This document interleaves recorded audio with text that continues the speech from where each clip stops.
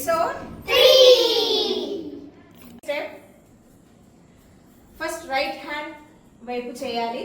First move 1 2 3 4.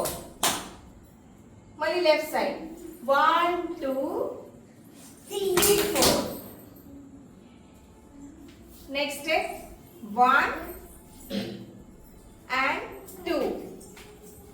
Repeat again 1 and 2. ఇక్కడతో ఈ చరణం ఎండ్ అవుతుంది.